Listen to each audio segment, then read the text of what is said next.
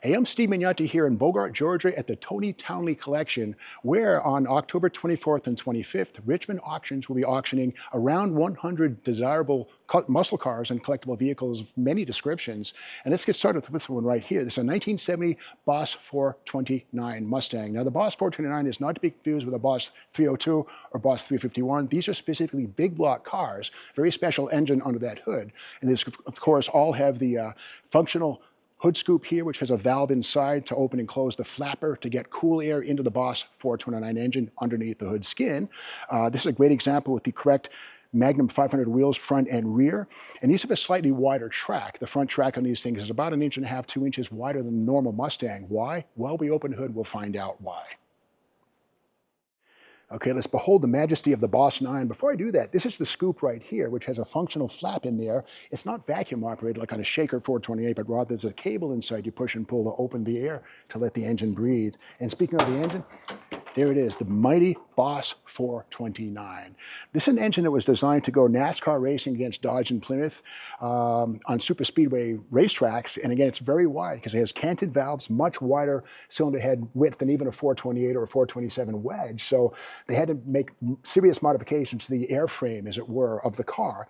The Boss 9s all came with scalloped inner fenders, which are a factory stamping right from day one. This is very pure. It's a gold medal winner. It's a great example of the breed.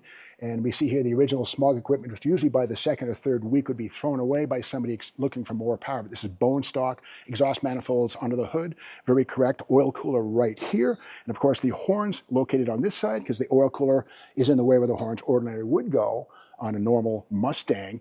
So with that said, it's a beautiful example, very crisp restoration, beautiful car in every way, shape, and form. But you might say, where's the battery? Isn't it supposed to be right here? Well, we have to go to the back of the car to discover the answer. To make room for the Boss 429, the battery has to go into the trunk, and there it is in the right rear corner. Is a correct item right here. That's factory stuff right there. And speaking of factory, this is the original window sticker to this car. We can see that it was built by Kar Kraft, which is say Kar Kraft KK, Brighton, Michigan, which was the facility that did the final work on building these cars. And the Boss 429 package was $1,208 on top of the base price of the Mustang. $5,054 was the sticker price out the door for this car.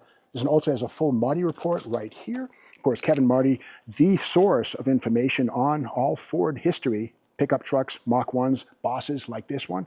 And you see it right here. This is one of not many built, put it like that. Yeah, we can see right here, it's a 429 four-barrel, of course, they all were.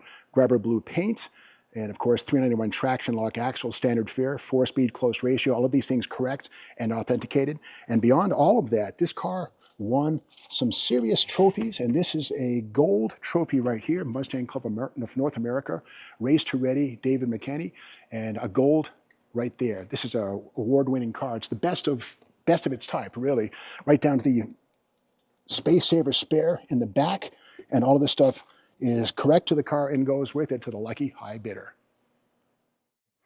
Now, every Boss 429 built in 69 and 70 came with a 4-speed transmission, no automatics. It's a close ratio, top loader 4-speed, a rugged transmission, all of them 4-speed equipped. So if you can't drive a stick, you don't need a Boss 9. But again, a great example of the breed right here, 26,000 original mile car. It's been restored, but again, largely it's correct right down to the lug nuts, to the battery, to the smog pump. Everything about this car is pure and original, including the analog air scoop duct, and also the choke on this is a cable operated choke. So basically you have to pull a cable to activate the choke and also to activate the cold air system. But again, all of it correctly presented in this beautiful low mile example of the Boss 429.